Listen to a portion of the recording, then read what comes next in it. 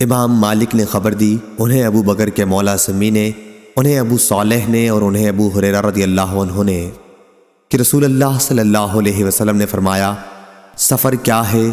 گویا عذاب کا ایک ٹکڑا ہے۔ آدمی کی نیند، کھانے پینے سب میں رکاوٹ پیدا کرتا ہے، اس لیے جب مسافر اپنا کام پورا کر لے تو اسے جلد گھر واپس آ جانا چاہیے۔ صحیح بخاری حدیث نمبر 3001۔ امام مالک نے خبر دی، انہیں نافع نے اور انہیں عبداللہ بن عمر رضی اللہ عنہ نے کہ عمر بن خطاب رضی اللہ عنہ نے ایک گھوڑا اللہ کے راستے میں سواری کے لیے دے دیا۔ پھر انہوں نے دیکھا کہ وہی گھوڑا فروخت ہو رہا ہے۔ انہوں نے چاہا کہ اسے خرید لیں، لیکن جب رسول اللہ صلی اللہ علیہ وسلم سے اجازت چاہی تو آپ نے فرمایا کہ اب تم اسے نہ خریدو اور اپنے صدقے کو واپس نہ پھیرو۔ صحیح بخاری حدیث نمبر 3002۔ امام مالک نے بیان کیا، ان سے زید بن اسلم نے، ان سے ان کے والد نے کہ میں نے عمر بن خطاب رضی اللہ عنہ سے سنا، آپ فرما رہے تھے کہ میں نے اللہ کے راستے میں ایک گھوڑا سواری کے لیے دیا اور جسے دیا تھا وہ اسے بیچنے لگا، یا آپ نے یہ فرمایا تھا کہ اس نے اسے بالکل کمزور کر دیا تھا، اس لیے میرا ارادہ ہوا کہ میں اسے واپس خرید لوں۔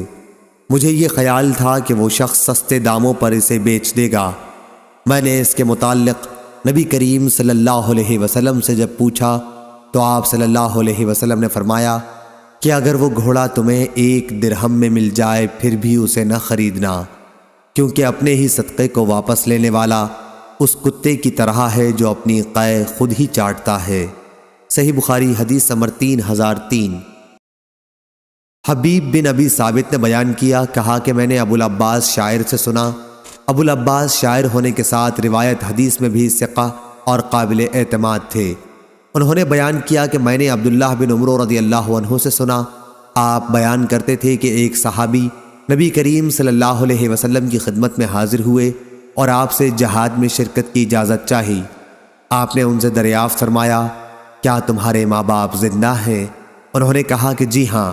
آپ صلی اللہ علیہ وسلم نے فرمایا کہ پھر انہی میں جہاد کرو۔ صحیح بخاری حدیث نمبر 3004۔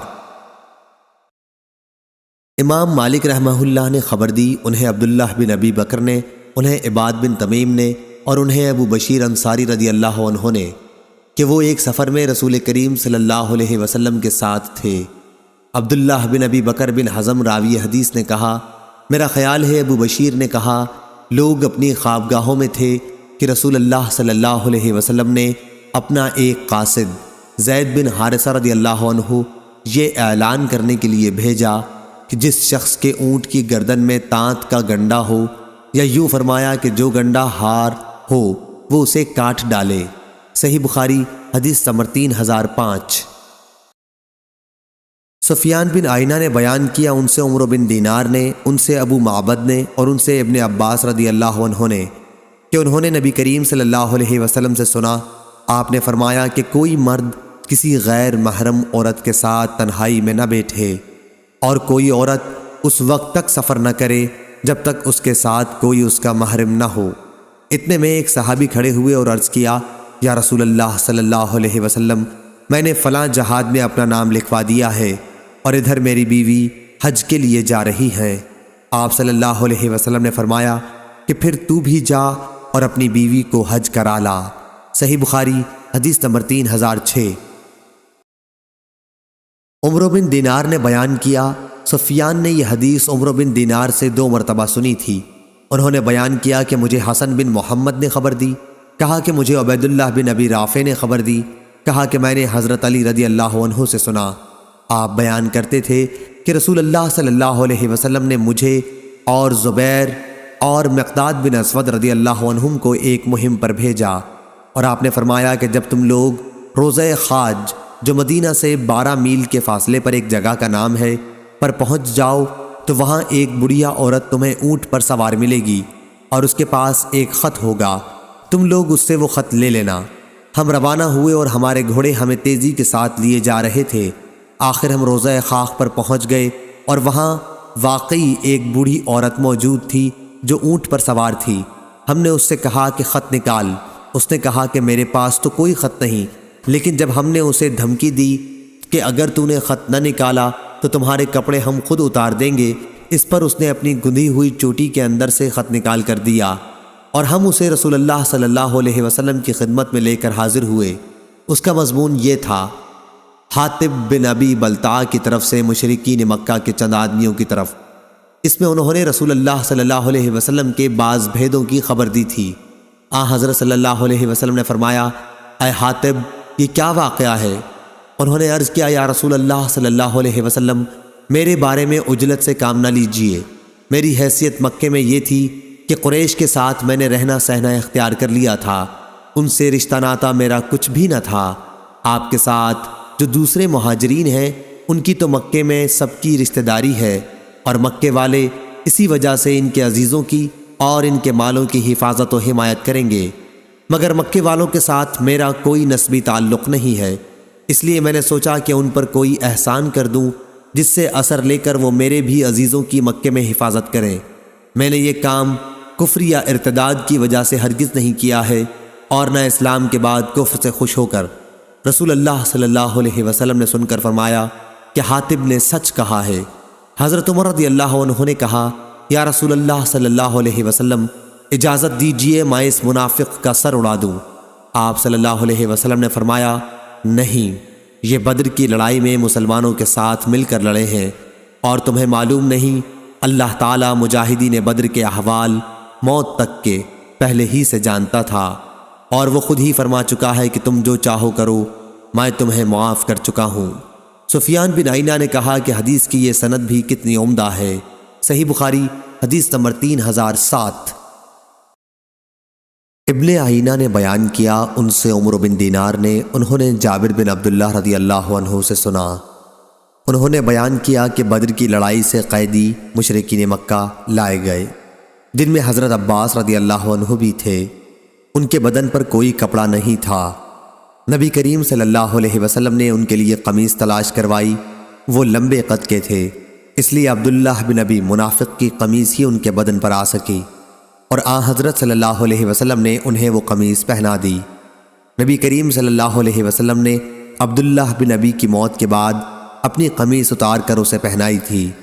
ابن عیینہ نے کہا کہ نبی کریم صلی اللہ علیہ وسلم پر جو اس کا احسان تھا، حضرت صلی اللہ علیہ وسلم نے چاہا کہ اسے ادا کر دیں۔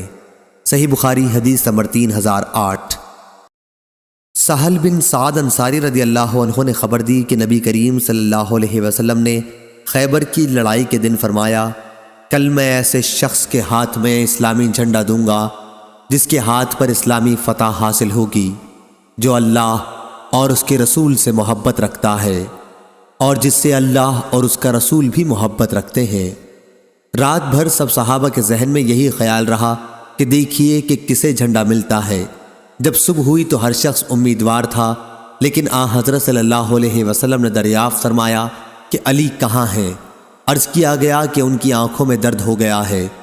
حضرت صلی اللہ علیہ وسلم نے اپنا مبارک تھوک ان کی آنکھوں میں لگا دیا، اور اس سے انہیں صحت ہو گئی، کسی قسم کی بھی تکلیف باقی نہ رہی۔ پھر آپ صلی اللہ علیہ وسلم نے انہی کو جھنڈا عطا فرمایا۔ علی رضی اللہ عنہ نے کہا کہ کیا میں ان لوگوں سے اس وقت تک نہ لڑوں جب تک یہ ہمارے ہی جیسے یعنی مسلمان نہ ہو جائیں؟ حضرت صلی اللہ علیہ وسلم نے انہیں ہدایت فرمائی: یوں ہی چلا جا، جب ان کی سرحد میں اترے تو انہیں اسلام کی دعوت دینا، اور انہیں بتانا کہ اسلام کے ناطے ان پر کون کون سے کام ضروری ہیں۔ خدا کی قسم، اگر تمہارے ذریعے اللہ ایک شخص کو بھی مسلمان کر دے تو یہ تمہارے لیے سرخ اونٹوں سے بہتر ہے۔ صحیح بخاری حدیث نمبر 3009۔ شعبہ نے بیان کیا، ان سے محمد بن زیاد نے اور ان سے ابو ہریرہ رضی اللہ عنہ نے، کہ نبی کریم صلی اللہ علیہ وسلم نے فرمایا: ایسے لوگوں پر اللہ کو تعجب ہوگا جو جنت میں داخل ہوں گے حالانکہ دنیا میں اپنے کفر کی وجہ سے وہ بیڑیوں میں تھے۔ صحیح بخاری حدیث نمبر 3010۔ ابو بردہ نے بیان کیا، انہوں نے اپنے والد ابو موسیٰ اشعری رضی اللہ عنہ سے سنا کہ نبی کریم صلی اللہ علیہ وسلم نے فرمایا: 3 طرح کے آدمی ایسے ہیں جنہیں دگنا ثواب ملتا ہے۔ اول وہ شخص جس کی کوئی لونڈی ہو، وہ اسے تعلیم دے اور تعلیم دینے میں اچھا طریقہ اختیار کرے، اسے ادب سکھائے اور اس میں اچھے طریقے سے کام لے۔ پھر اسے آزاد کر کے اس سے شادی کر لے تو اسے دوہرا اجر ملے گا۔ دوسرا وہ مومن جو اہل کتاب میں سے ہو کہ پہلے اپنے نبی پر ایمان لایا تھا پھر نبی کریم صلی اللہ علیہ وسلم پر بھی ایمان لایا تو اسے بھی دوہرا اجر ملے گا۔ تیسرا وہ غلام جو اللہ تعالیٰ کے حقوق کی بھی ادائیگی کرتا ہے اور اپنے آقا کے ساتھ بھی بھلائی کرتا ہے۔ اس کے بعد شعبی راوی حدیث نے کہا کہ میں نے تمہیں یہ حدیث بلا کسی محنت و مشقت کے دے دی ہے۔ ایک زمانہ وہ بھی تھا جب اس سے بھی کم حدیث کے لیے مدینہ منورہ تک کا سفر کرنا پڑتا تھا۔ صحیح بخاری حدیث نمبر 3011۔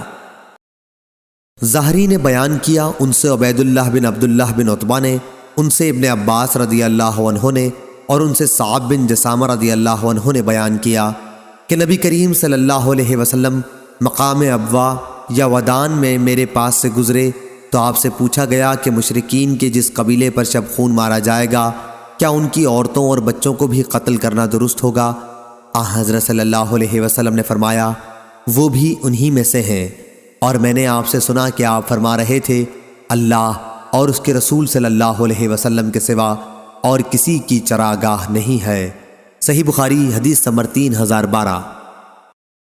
سابقہ سند کے ساتھ ظاہری سے روایت ہے کہ انہوں نے عبید اللہ سے سنا بواسطہ ابن عباس رضی اللہ عنہ، اور ان سے صعب رضی اللہ عنہ نے بیان کیا اور صرف زراری بچوں کا ذکر کیا۔ سفیان نے کہا کہ عمرو ہم سے حدیث بیان کرتے تھے، ان سے ابن شہاب نبی کریم صلی اللہ علیہ وسلم سے۔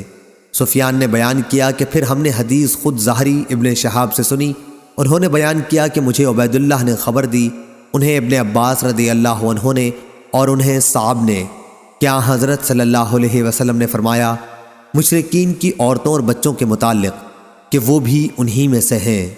ظاہری کے واسطے سے جس طرح عمروں نے بیان کیا تھا کہ ہم من آبائہم، وہ بھی انہی کے باپ دادوں کے نسل ہیں، ظاہری نے خود ہم سے ان الفاظ کے ساتھ بیان نہیں کیا، یعنی ہم من آبائہم نہیں کہا بلکہ ہم منہم کہا۔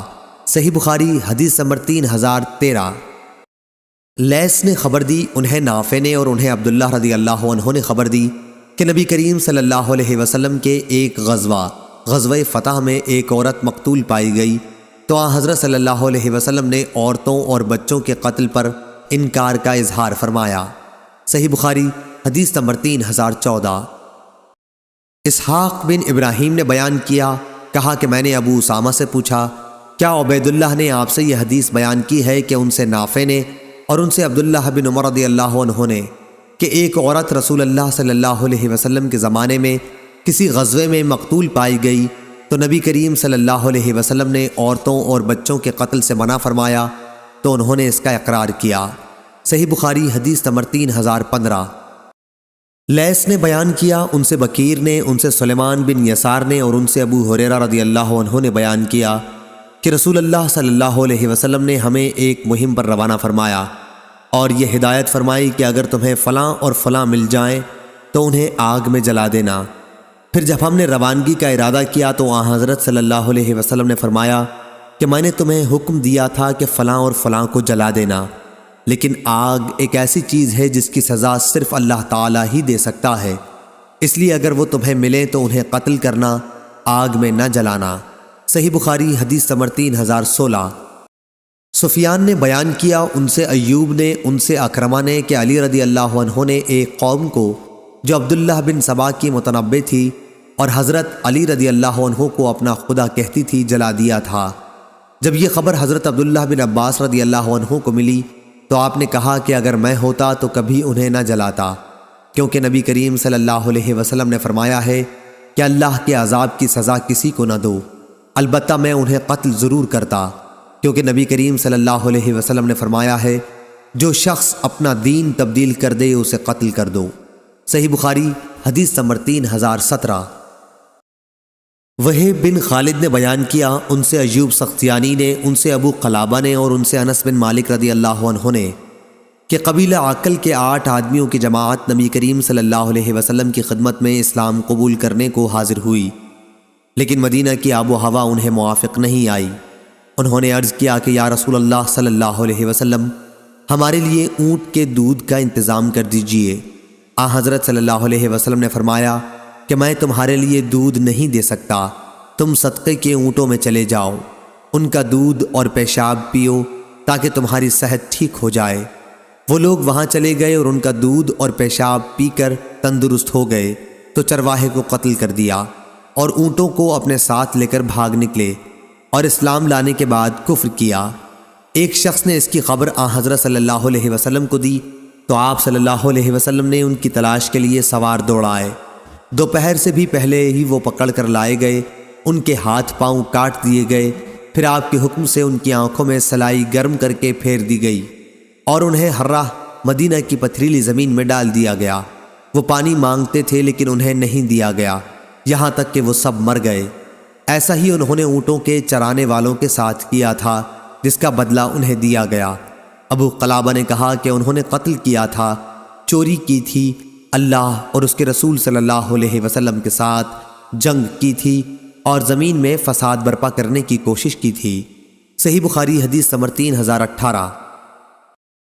لیث نے بیان کیا، ان سے یونس نے، ان سے ابن شہاب نے، ان سے سعید بن مسیب اور ابو سلمہ نے کہ ابو ہریرہ رضی اللہ عنہ نے کہا کہ میں نے رسول اللہ صلی اللہ علیہ وسلم سے سنا ہے، آپ فرما رہے تھے کہ ایک چیونٹی نے ایک نبی عزیر یا موسیٰ علیہ السلام کو کاٹ لیا تھا، تو ان کے حکم سے چیونٹیوں کے سارے گھر جلا دیے گئے۔ اس پر اللہ تعالیٰ نے ان کے پاس وحی بھیجی کہ اگر تمہیں ایک چیونٹی نے کاٹ لیا تھا تو تم نے ایک ایسی خلقت کو جلا کر خاک کر دیا جو اللہ کی تسبیح بیان کرتی تھی۔ صحیح بخاری حدیث نمبر 3019۔ قیس بن ابی حازم نے بیان کیا، کہا کہ مجھ سے جریر بن عبداللہ رضی اللہ عنہ نے بیان کیا کہ مجھ سے رسول اللہ صلی اللہ علیہ وسلم نے فرمایا، ذوالخلصہ کو برباد کر کے مجھے راحت کیوں نہیں دے دیتے؟ یہ ذوالخلصہ قبیلہ خشم کا ایک بت خانہ تھا اور اسے کعبۃ الیمانیہ کہتے تھے۔ انہوں نے بیان کیا کہ پھر میں قبیلہ احمس کے 150 سواروں کو لے کر چلا۔ یہ سب حضرات بڑے اچھے گھڑ سوار تھے، لیکن میں گھوڑے کی سواری اچھی طرح نہیں کر پاتا تھا۔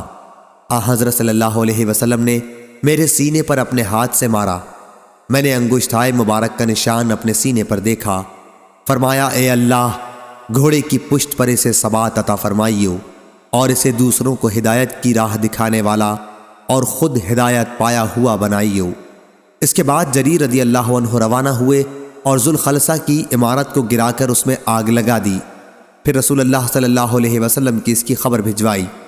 جریر رضی اللہ عنہ کے قاصد ابو ارطاء حسین بن ربیعہ نے خدمت نبوی میں حاضر ہو کر عرض کیا، اس ذات کی قسم جس نے آپ صلی اللہ علیہ وسلم کو حق کے ساتھ مبعوث کیا ہے، میں اس وقت تک آپ کی خدمت میں حاضر نہیں ہوا جب تک ہم نے ذوالخلصہ کو ایک خالی پیٹ والے اونٹ کی طرح نہیں بنا دیا۔ انہوں نے کہا، خارش والے اونٹ کی طرح مراد ویرانی سے ہے۔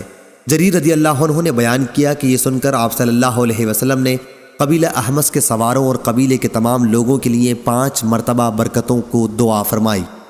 صحیح بخاری حدیث نمبر 3020۔ سفیان بن عینہ نے خبر دی، انہیں موسیٰ بن عقبہ نے، انہیں نافع نے اور ان سے ابن عمر رضی اللہ عنہ نے بیان کیا کہ نبی کریم صلی اللہ علیہ وسلم نے یہود بنو نضیر کے کھجور کے باغات جلوا دیے تھے۔ صحیح بخاری حدیث نمبر 3021۔ یحییٰ بن زکریا بن ابی زائدہ نے بیان کیا، کہا مجھ سے میرے والد نے بیان کیا، ان سے ابو اسحاق نے اور ان سے برا بن عازب رضی اللہ عنہ نے بیان کیا کہ رسول اللہ صلی اللہ علیہ وسلم نے انصار کے چند آدمیوں کو ابو رافع یہودی کو قتل کرنے کے لیے بھیجا۔ ان میں سے ایک صاحب عبداللہ بن عتیق رضی اللہ عنہ آگے چل کر اس کے قلعے کے اندر داخل ہو گئے۔ انہوں نے بیان کیا کہ اندر جانے کے بعد میں اس مکان میں گھس گیا جہاں ان کے جانور بندھا کرتے تھے۔ بیان کیا انہوں نے قلعے کا دروازہ بند کر لیا، لیکن اتفاق کہ ان کا ایک گدھا ان کے مویشیوں میں سے گم تھا، اس لیے وہ اسے تلاش کرنے کے لیے باہر نکلے، اس خیال سے کہ کہیں پکڑا نہ جاؤں۔ نکلنے والوں کے ساتھ میں بھی باہر آ گیا تاکہ ان پر یہ ظاہر کر دوں کہ میں بھی تلاش کرنے والوں میں شامل ہوں۔ آخر گدھا انہیں مل گیا، وہ پھر اندر آ گئے، میں بھی ان کے ساتھ اندر آ گیا اور انہوں نے قلعے کا دروازہ بند کر لیا۔ رات کا وقت تھا، کنجیوں کا گچھا انہوں نے ایک ایسے طاق میں رکھا جسے میں نے دیکھ لیا تھا۔ جب وہ سب سو گئے تو میں نے چابیوں کا گچھا اٹھایا اور دروازہ کھول کر ابو رافع کے پاس پہنچا۔ میں نے اسے آواز دی ابو رافع۔ اس نے جواب دیا اور میں فوراً اس کی آواز کی طرف بڑھا اور اس پر وار کر بیٹھا۔ وہ چیخنے لگا تو میں باہر چلا آیا۔ اس کے پاس سے واپس آ کر میں پھر اس کے کمرے میں داخل ہوا، گویا میں اس کی مدد کو پہنچا تھا۔ میں نے پھر آواز بدل لی تھی۔ اس نے کہا کہ یہ کیا کر رہا ہے؟ تیری ماں برباد ہو۔ میں نے پوچھا کیا بات پیش آئی؟ وہ کہنے لگا نامعلوم کون شخص میرے کمرے میں آ گیا اور مجھ پر حملہ کر بیٹھا ہے۔ انہوں نے کہا کہ اب کی بار میں نے اپنی تلوار سے اس کے پیٹ پر رکھ کر اتنی زور سے دبائی کہ اس کی ہڈیوں میں اتر گئی۔ جب میں اس کے کمرے سے نکلا تو بہت دہشت میں تھا۔ پھر قلعے کی ایک سیڑھی پر میں آیا تاکہ اس سے نیچے اتر جاؤں، مگر میں اس پر سے گر گیا اور میرے پاؤں میں موچ آ گئی۔ پھر جب میں اپنے ساتھیوں کے پاس آیا تو میں نے ان سے کہا کہ میں تو اس وقت تک یہاں سے نہیں جاؤں گا جب تک اس کی موت کا اعلان خود نہ سن لوں۔ چنانچہ میں وہیں ٹھہر گیا اور میں نے رونے والی عورتوں سے ابو رافع حجاز کے سوداگر کی موت کا اعلان بلند آواز سے سنا۔ انہوں نے کہا کہ پھر میں وہاں سے اٹھا اور مجھے اس وقت کچھ بھی درد معلوم نہیں ہوا۔ پھر ہم نبی کریم صلی اللہ علیہ وسلم کی خدمت میں حاضر ہوئے اور آپ صلی اللہ علیہ وسلم کو اس کی بشارت دی۔ صحیح بخاری حدیث نمبر 3022۔ یحییٰ بن ابی زائدہ نے بیان کیا، ان سے ان کے والد نے، ان سے ابو اسحاق نے اور ان سے برا بن عازب رضی اللہ عنہ نے بیان کیا کہ رسول اللہ صلی اللہ علیہ وسلم نے انصار کے چند آدمیوں کو ابو رافع کے پاس اسے قتل کرنے کے لیے بھیجا تھا۔ چنانچہ رات میں عبداللہ بن عتیق رضی اللہ عنہ اس کے قلعے میں داخل ہوئے اور اسے سوتے ہوئے قتل کیا۔ صحیح بخاری حدیث نمبر 3023۔ ابو اسحاق فزاری نے بیان کیا، ان سے موسیٰ بن عقبہ نے بیان کیا کہ مجھ سے عمر بن عبید اللہ کے غلام سالم ابو نضر نے بیان کیا کہ میں عمر بن عبید اللہ کا منشی تھا۔ سالم نے بیان کیا کہ جب وہ خوارج سے لڑنے کے لیے روانہ ہوئے تو انہیں عبداللہ بن ابی اوفا رضی اللہ عنہ کا خط ملا۔ میں نے اسے پڑھا تو اس میں انہوں نے لکھا تھا کہ رسول کریم صلی اللہ علیہ وسلم نے ایک لڑائی کے موقع پر انتظار کیا، پھر جب سورج ڈھل گیا۔ صحیح بخاری حدیث نمبر 3024۔ تو آپ صلی اللہ علیہ وسلم نے لوگوں کو خطاب کرتے ہوئے فرمایا، اے لوگو، دشمن سے لڑائی بھڑائی کی تمنا نہ کرو، بلکہ اللہ تعالیٰ سے سلامتی مانگو۔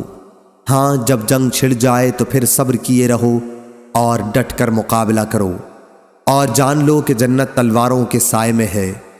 پھر آپ نے یوں دعا کی، اے اللہ، کتاب قرآن کے نازل فرمانے والے، اے بادلوں کے چلانے والے، اے احزاب یعنی کافروں کی جماعتوں کو غزوہ خندق کے موقع پر شکست دینے والے، ہمارے دشمن کو شکست دے اور ان کے مقابلے میں ہماری مدد کر۔ اور موسیٰ بن عقبہ نے کہا کہ مجھ سے سالم ابو نضر نے بیان کیا کہ میں عمر بن عبید اللہ کا منشی تھا۔ ان کے پاس حضرت عبداللہ بن ابی اوفا رضی اللہ عنہ کا خط آیا کہ رسول کریم صلی اللہ علیہ وسلم نے فرمایا تھا، دشمن سے لڑائی لڑنے کی تمنا نہ کرو۔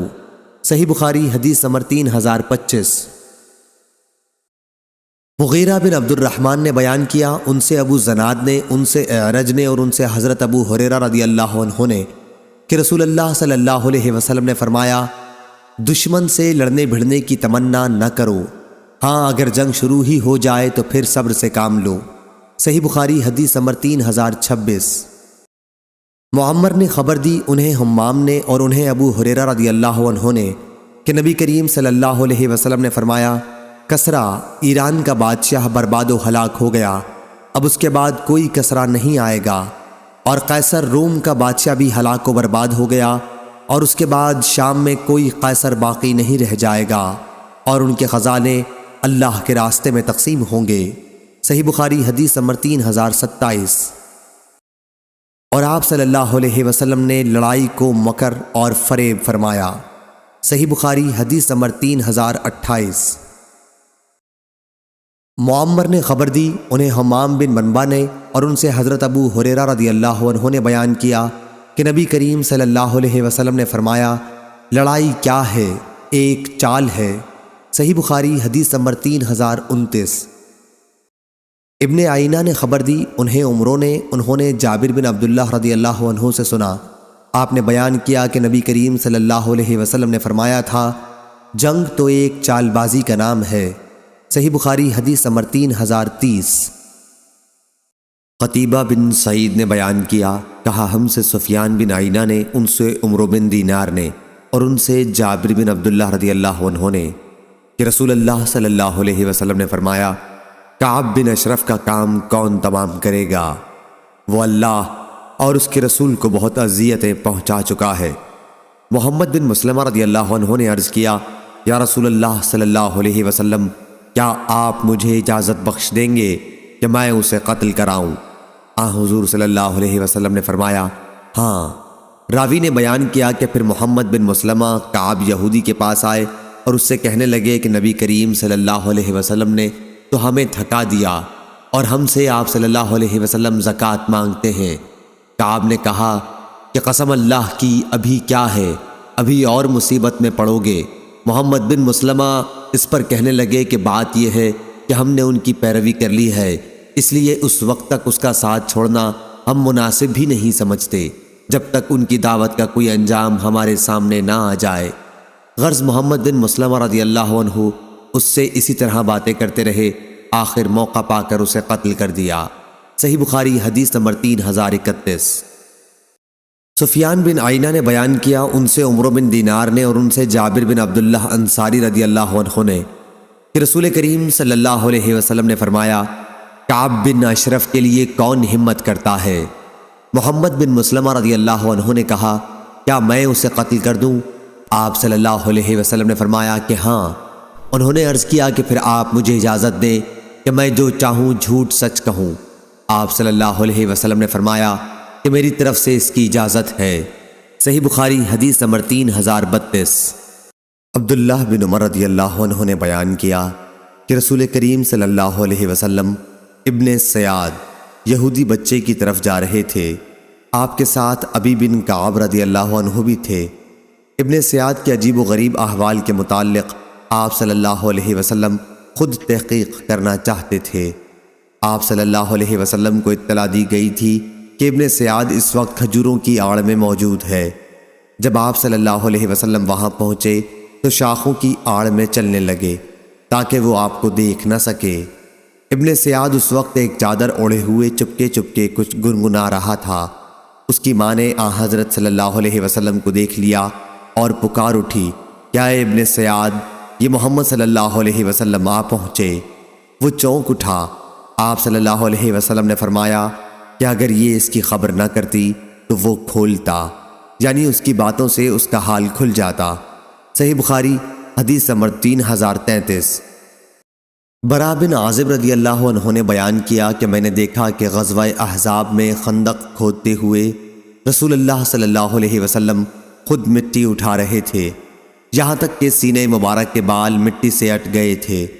آپ صلی اللہ علیہ وسلم کے جسم مبارک پر بال بہت گھنے تھے۔ اس وقت آپ صلی اللہ علیہ وسلم عبداللہ بن رواحہ رضی اللہ عنہ کا یہ شعر پڑھ رہے تھے۔ ترجمہ: اے اللہ، اگر تیری ہدایت نہ ہوتی تو ہم کبھی سیدھا راستہ نہ پاتے، نہ صدقہ کر سکتے اور نہ نماز پڑھتے۔ اب تو یا اللہ ہمارے دلوں کو سکون اور اطمینان عطا فرما، اور اگر دشمن سے مٹبھیڑ ہو جائے تو ہمیں ثابت قدم رکھیو۔ دشمنوں نے ہمارے اوپر زیادتی کی ہے، جب بھی وہ ہم کو فتنہ فساد میں مبتلا کرنا چاہتے ہیں تو ہم انکار کرتے ہیں۔ آپ یہ شعر بلند آواز سے پڑھ رہے تھے۔ صحیح بخاری حدیث نمبر 3034۔ عبداللہ بن ادریس نے بیان کیا، ان سے اسماعیل بن ابی خالد نے، ان سے قیس بن ابی حازم نے اور ان سے جریر بن عبداللہ بجلی رضی اللہ عنہ نے بیان کیا کہ جب سے میں اسلام لایا، رسول اللہ کریم صلی اللہ علیہ وسلم نے پردے کے ساتھ مجھے اپنے گھر میں داخل ہونے سے کبھی نہیں روکا، اور جب بھی آپ مجھ کو دیکھتے خوشی سے آپ مسکرانے لگتے۔ صحیح بخاری حدیث نمبر 3035۔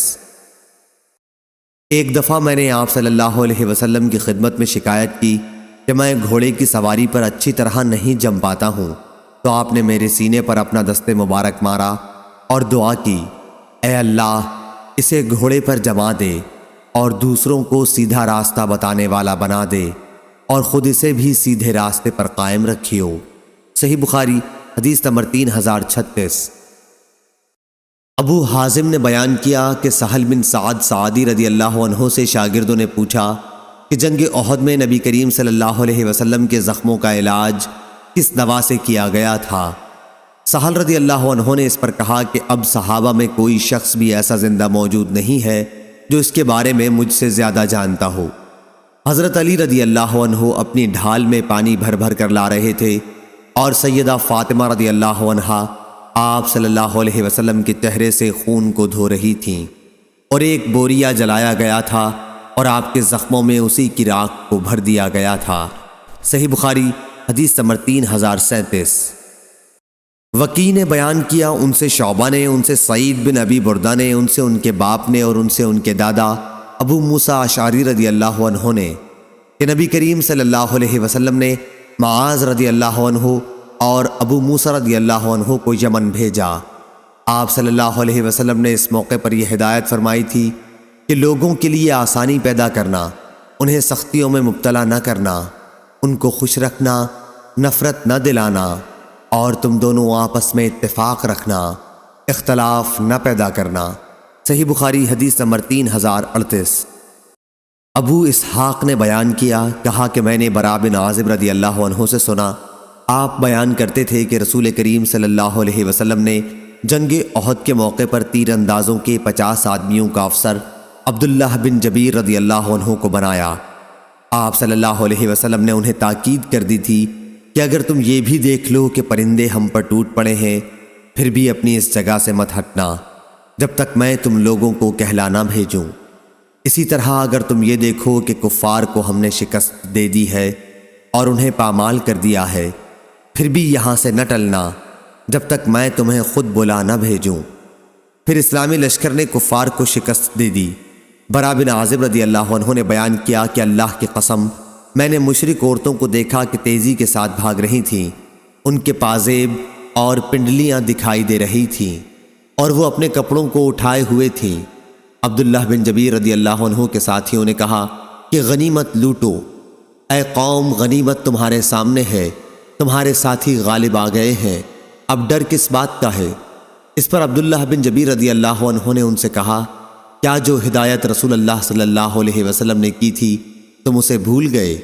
لیکن وہ لوگ اسی پر اڑے رہے کہ دوسرے اصحاب کے ساتھ غنیمت جمع کرنے میں شریک رہیں گے۔ جب یہ لوگ اکثریت اپنی جگہ چھوڑ کر چلے آئے تو ان کے منہ کافروں نے پھیر دیے اور مسلمانوں کو شکست زدہ پا کر بھاگتے ہوئے آئے۔ یہی وہ گھڑی تھی جس کا ذکر سورہ آل عمران میں ہے کہ جب رسول کریم صلی اللہ علیہ وسلم تم کو پیچھے کھڑے ہوئے بلا رہے تھے۔ اس سے یہی مراد ہے۔ اس وقت رسول کریم صلی اللہ علیہ وسلم کے ساتھ 12 صحابہ کے سوا اور کوئی بھی باقی نہ رہ گیا تھا۔ آخر ہمارے 70 آدمی شہید ہو گئے۔ بدر کی لڑائی میں حضرت صلی اللہ علیہ وسلم نے اپنے صحابہ کے ساتھ مشرکین کے 140 آدمیوں کا نقصان کیا تھا۔ 70 ان میں سے قیدی تھے اور 70 مقتول۔ جب جنگ ختم ہو گئی تو ایک پہاڑ پر کھڑے ہو کر ابو سفیان نے کہا، کیا محمد صلی اللہ علیہ وسلم اپنی قوم کے ساتھ موجود ہیں؟ 3 مرتبہ انہوں نے یہی پوچھا، لیکن نبی کریم صلی اللہ علیہ وسلم نے جواب دینے سے منع فرما دیا تھا۔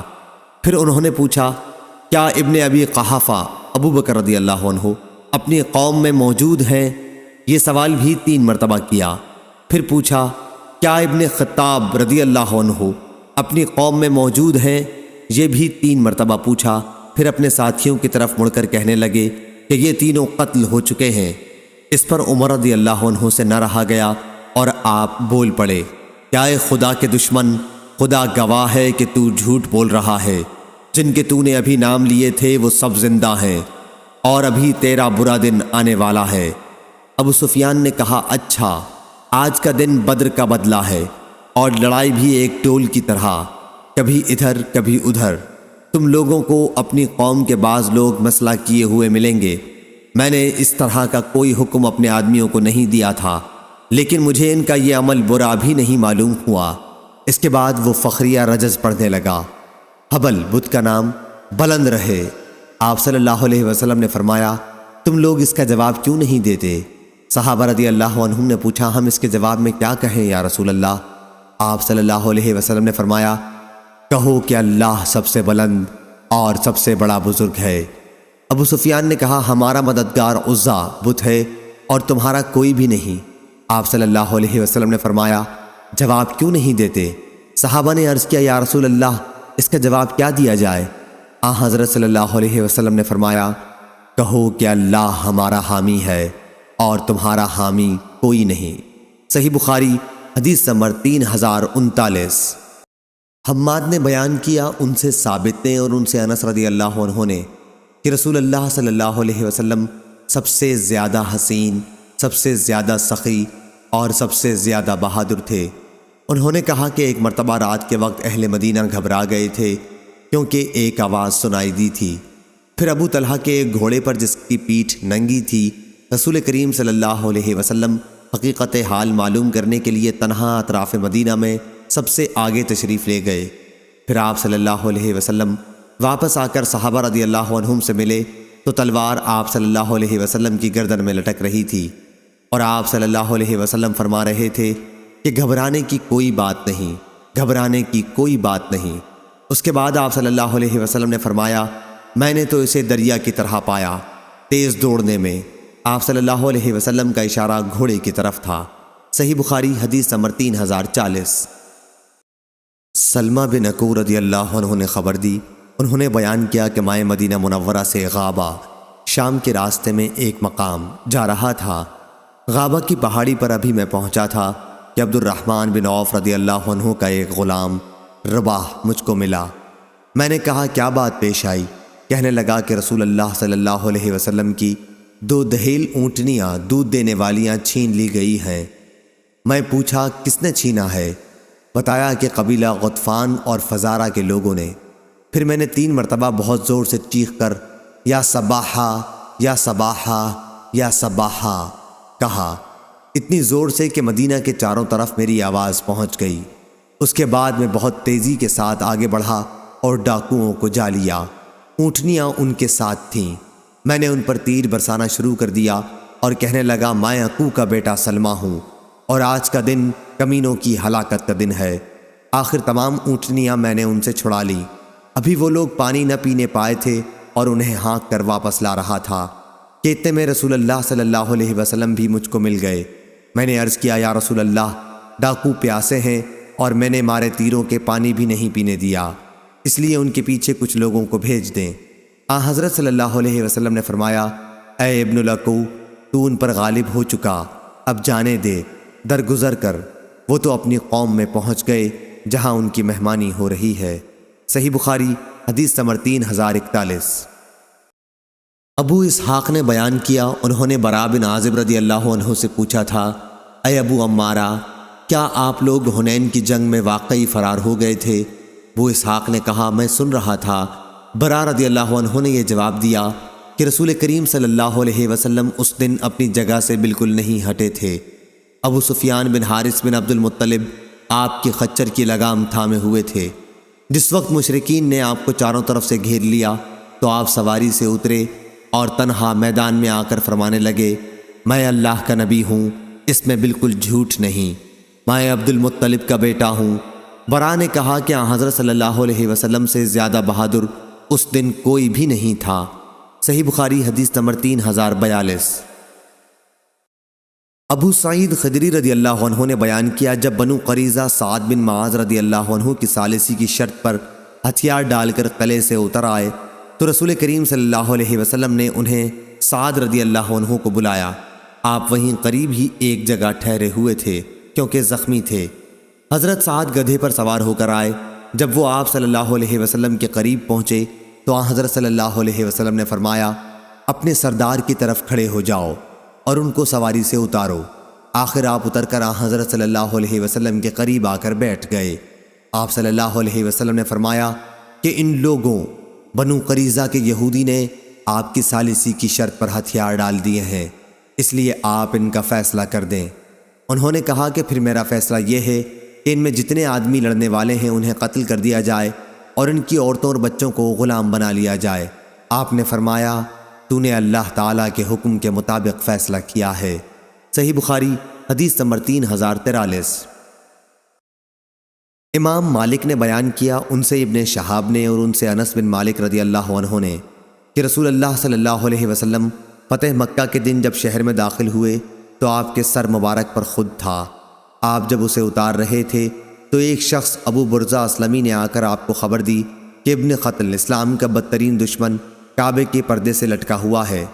آپ نے فرمایا اسے وہیں قتل کر دو۔ صحیح بخاری حدیث نمبر 3044۔ عمرو بن ابی سفیان بن اسید بن جاریہ ثقفی نے خبر دی، وہ بنی زہرہ کے حلیف تھے اور حضرت ابو ہریرہ رضی اللہ عنہ کے دوست۔ انہوں نے کہا کہ حضرت ابو ہریرہ رضی اللہ عنہ نے بیان کیا کہ رسول اللہ صلی اللہ علیہ وسلم نے 10 صحابہ کی جماعت کفار کی جاسوسی کے لیے بھیجی۔ جماعت کا امیر عاصم بن عمر بن خطاب کے نانا عاصم بن ثابت انصاری رضی اللہ عنہ کو بنایا اور جماعت روانہ ہو گئی۔ جب یہ لوگ مقام ہدا پر پہنچے تو عصفان اور مکہ کے درمیان میں ہے، تو قبیلہ حذیل کی ایک شاخ بنو لحیان کو کسی نے خبر دے دی اور اس قبیلے کے 200 تیر اندازوں کی ایک جماعت ان کی تلاش میں نکلی۔ یہ سب صحابہ کے نشانات قدم سے اندازہ لگاتے ہوئے چلتے چلتے آخر ایک ایسی جگہ پر پہنچ گئے جہاں صحابہ نے بیٹھ کر کھجوریں کھائی تھیں جو وہ مدینہ منورہ سے اپنے ساتھ لے کر چلے تھے۔ پیچھا کرنے والوں نے کہا کہ یہ گٹھلیاں تو یثرب مدینہ کی کھجوروں کی ہیں، اور پھر قدم کے نشانوں سے اندازہ کرتے ہوئے آگے بڑھنے لگے۔ آخر عاصم رضی اللہ عنہ نے اور ان کے ساتھیوں نے جب انہیں دیکھا تو ان سب نے ایک پہاڑ کی چوٹی پر پناہ لی۔ مشرکین نے ان سے کہا کہ ہتھیار ڈال کر نیچے اتر آؤ، تم سے ہمارا عہد و پیمان ہے، ہم کسی شخص کو بھی قتل نہیں کریں گے۔ عاصم بن ثابت رضی اللہ عنہ مہم کے امیر نے کہا کہ میں تو آج کسی صورت میں بھی ایک کافر کی پناہ میں نہیں اتروں گا، اے اللہ ہماری حالت سے اپنے نبی کو مطلع کر دے۔ اس پر ان کافروں نے تیر برسانے شروع کر دیے اور عاصم اور 7 دوسرے صحابہ کو شہید کر ڈالا، اور باقی 3 صحابی ان کے عہد و پیمان پر اتر آئے۔ یہ خبیب انصاری رضی اللہ عنہ، ابن دثنہ رضی اللہ عنہ اور ایک تیسرے صحابی عبداللہ بن طارق بلوی رضی اللہ عنہ تھے۔ جب یہ صحابی ان کے قابو میں آ گئے تو انہوں نے اپنی کمانوں کے تانت اتار کر ان کو ان سے باندھ لیا۔ حضرت عبداللہ بن طارق رضی اللہ عنہ نے کہا کہ اللہ کی قسم یہ تمہاری پہلی غداری ہے، میں تمہارے ساتھ ہرگز نہ جاؤں گا، بلکہ میں تو انہی حضرات کا اسوہ اختیار کروں گا۔ ان کی مراد شہداء سے تھی، مگر مشرکین انہیں کھینچنے لگے اور زبردستی اپنے ساتھ لے جانا چاہا۔ جب وہ کسی طرح نہ گئے تو ان کو بھی شہید کر دیا۔ اب یہ خبیب اور ابن دثنہ رضی اللہ عنہ کو ساتھ لے کر چلے اور ان کو مکے میں لے جا کر بیچ دیا۔ یہ جنگ بدر کے بعد کا واقعہ ہے۔ خبیب کو حارث بن عامر بن نوفل بن عبد مناف کے لڑکوں نے خرید لیا۔ خبیب رضی اللہ عنہ نے ہی بدر کی لڑائی میں حارث بن عامر کو قتل کیا تھا۔ آپ ان کے یہاں کچھ دنوں تک قیدی بن کر رہے۔ ظاہری نے بیان کیا کہ مجھے عبید اللہ بن عیاض نے خبر دی اور انہیں حارث کی بیٹی زینب نے خبر دی کہ جب ان کو قتل کرنے کے لیے لوگ آئے تو زینب سے انہوں نے موئے زیر ناف موڑنے کے لیے اس طرح مانگا۔ انہوں نے اس طرح دے دیا۔ زینب نے بیان کیا کہ پھر انہوں نے میرے ایک بچے کو اپنے پاس بلایا۔ جب وہ ان کے پاس گیا تو میں غافل تھی۔ زینب نے بیان کیا کہ پھر جب میں نے اپنے بچے کو ان کی ران پر بیٹھا ہوا دیکھا اور اس طرح ان کے ہاتھ میں تھا تو میں اس بری طرح گھبرا گئی کہ خبیب رضی اللہ عنہ بھی میرے چہرے سے سمجھ گئے۔ انہوں نے کہا تمہیں اس کا خوف ہوگا کہ میں اسے قتل کر ڈالوں گا، یقین کرو میں کبھی ایسا نہیں کر سکتا۔ اللہ کی قسم کوئی قیدی میں نے خبیب رضی اللہ عنہ سے بہتر کبھی نہیں دیکھا۔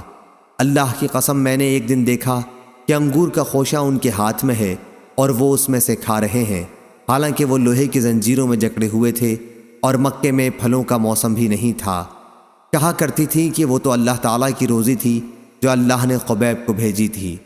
جب مشرکین انہیں حرم سے باہر لائے تاکہ حرم کی حدود سے نکل کر انہیں شہید کر دیں تو خبیب رضی اللہ عنہ نے ان سے کہا کہ مجھے صرف 2 رکعت نماز پڑھ لینے دو۔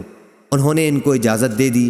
پھر خبیب نے 2 رکعت نماز پڑھی اور فرمایا اگر تم یہ خیال نہ کرنے لگتے کہ میں قتل سے گھبرا رہا ہوں تو میں ان رکعتوں کو اور لمبا کرتا۔ اے اللہ ان ظالموں سے ایک ایک کو ختم کر دے۔ پھر یہ اشعار پڑھے جبکہ میں مسلمان ہونے کی حالت میں قتل کیا جا رہا ہوں تو مجھے کسی قسم کی بھی پرواہ نہیں ہے، خواہ اللہ کے راستے میں مجھے کسی پہلو پر بھی پچھاڑا جائے۔ یہ صرف اللہ تعالیٰ کی رضا حاصل کرنے کے لیے ہے، اور اگر وہ چاہے تو اس جسم کے ٹکڑوں میں بھی برکت دے سکتا ہے جس کی بوٹی بوٹی کر دی گئی ہو۔ آخر حارث کے بیٹے عقبہ نے ان کو شہید کر دیا۔ حضرت خبیب سے ہی ہر اس مسلمان کے لیے جسے قید کر کے قتل کیا جائے، قتل سے پہلے 2 رکعتیں مشروع ہوئی ہیں۔ ادھر حادثے کی شروع ہی میں حضرت عاصم بن ثابت رضی اللہ عنہ مہم کے امیر کی دعا اللہ تعالیٰ نے قبول کر لی تھی کہ اے اللہ ہماری حالت کی خبر اپنے نبی کو دے دے، اور نبی کریم صلی اللہ علیہ وسلم نے اپنے صحابہ کو وہ سب حالات بتا دیے تھے جن سے یہ مہم دوچار ہوئی تھی۔ کفار قریش کے کچھ لوگوں کو جب معلوم ہوا کہ حضرت عاصم رضی اللہ عنہ شہید کر دیے گئے ہیں تو انہوں نے ان کی لاش کے لیے اپنے آدمی بھیجے تاکہ ان کے جسم کا کوئی ایسا حصہ کاٹ لائیں جس سے ان کی شناخت ہو سکتی ہو۔ عاصم رضی اللہ عنہ نے بدر کی جنگ میں کفار قریش کے ایک سردار عقبہ بن ابی معیط کو قتل کیا تھا، لیکن اللہ تعالیٰ نے بھیڑوں کا ایک چھتا عاصم رضی اللہ عنہ کی نعش پر قائم کر دیا۔ انہوں نے قریش کے آدمیوں سے عاصم کی لاش کو بچا لیا اور وہ ان کے بدن کا کوئی ٹکڑا نہ کاٹ سکے۔ صحیح بخاری حدیث نمبر 3045۔ ابو وائل نے بیان کیا اور ان سے ابو موسیٰ اشعری رضی اللہ عنہ نے بیان کیا، انہوں نے کہا کہ رسول کریم صلی اللہ علیہ وسلم نے فرمایا، آنی یعنی قیدی کو چھڑایا کرو، بھوکے کو کھلایا کرو اور بیمار کی عیادت کیا کرو۔ صحیح بخاری حدیث نمبر 3046۔ ابو جحیفہ رضی اللہ عنہ نے بیان کیا کہ میں نے حضرت علی رضی اللہ عنہ سے پوچھا، آپ حضرات اہل بیت کے پاس کتاب اللہ کے سوا اور بھی کوئی وحی ہے؟ آپ نے اس کا جواب دیا، اس ذات کی قسم جس نے دانے کو زمین چیر کر نکالا اور جس نے روح کو پیدا کیا، مجھے تو کوئی ایسی وحی معلوم نہیں جو قرآن میں نہ ہو، البتہ سمجھ ایک دوسری چیز ہے جو اللہ کسی بندے کو قرآن میں عطا فرمائے، قرآن سے طرح طرح کے مطالب نکالے یا جو اس ورق میں ہے۔ میں نے پوچھا اس ورق میں کیا لکھا ہے؟ انہوں نے بتلایا کہ دیت کے احکام اور قیدی کا چھڑانا اور مسلمان کا کافر کے بدلے میں نہ مارا جانا، یہ مسائل اس ورق میں لکھے ہوئے ہیں اور بس۔ صحیح بخاری حدیث نمبر 3047۔ اسماعیل بن ابراہیم بن عقبہ نے بیان کیا، ان سے موسیٰ بن عقبہ نے، ان سے ابن شہاب نے بیان کیا اور ان سے انس بن مالک رضی اللہ عنہ نے بیان کیا کہ انصار کے بعض لوگوں نے رسول کریم صلی اللہ علیہ وسلم سے اجازت چاہی اور عرض کیا، یا رسول اللہ آپ ہمیں اس کی اجازت دے دیں کہ ہم اپنے بھانجے عباس بن عبد المطلب کا فدیہ معاف کر دیں، لیکن آپ نے فرمایا ان کے فدیے میں سے 1 درہم بھی نہ چھوڑو۔ صحیح بخاری حدیث نمبر 3048۔ ابراہیم بن تہمان نے بیان کیا، ان سے عبدالعزیز بن صہیب نے اور ان سے انس بن مالک رضی اللہ عنہ نے بیان کیا کہ نبی کریم صلی اللہ علیہ وسلم کی خدمت میں بحرین کا خراج آیا تو حضرت عباس رضی اللہ عنہ خدمت نبوی میں حاضر ہوئے اور عرض کیا، یا رسول اللہ اس مال سے مجھے بھی دیجیے، کیونکہ بدر کے موقع پر میں نے اپنا اور عقیل دونوں کا فدیہ ادا کیا تھا۔ آپ صلی اللہ علیہ وسلم نے فرمایا، پھر آپ لے لیں۔ چنانچہ آپ نے انہیں ان کے کپڑے میں نقدی کو بندھوا دیا۔ صحیح بخاری حدیث نمبر 3049۔ معمر نے خبر دی، انہیں زہری نے، انہیں محمد بن جبیر نے، انہیں ان کے باپ جبیر بن مطعم رضی اللہ عنہ نے، وہ بدر کے قیدیوں کو چھڑانے حضرت صلی اللہ علیہ وسلم کے پاس آئے۔ وہ ابھی اسلام نہیں لائے تھے۔ انہوں نے بیان کیا کہ میں نے سنا کہ نبی کریم صلی اللہ علیہ وسلم نے مغرب کی نماز میں سورہ طور پڑھی۔ صحیح بخاری حدیث نمبر 3050۔ ابو امیس عتبہ بن عبداللہ نے بیان کیا، ان سے عیاس بن سلمہ بن عکو رضی اللہ عنہ نے، ان سے ان کے باپ سلمہ نے بیان کیا کہ نبی کریم صلی اللہ علیہ وسلم کے پاس سفر میں مشرکوں کا ایک جاسوس آیا۔ آپ غزوہ حوازن کے لیے تشریف لے جا رہے تھے۔ وہ جاسوس صحابہ کی جماعت میں بیٹھا، باتیں کیں، پھر وہ واپس چلا گیا تو حضرت صلی اللہ علیہ وسلم نے فرمایا کہ اسے تلاش کر کے مار ڈالو۔ چنانچہ اسے سلمہ بن عکو رضی اللہ عنہ نے قتل کر دیا اور حضرت صلی اللہ علیہ وسلم نے اس کے ہتھیار اور اوزار قتل کرنے والے کو دلوا دیے۔ صحیح بخاری حدیث نمبر 3051۔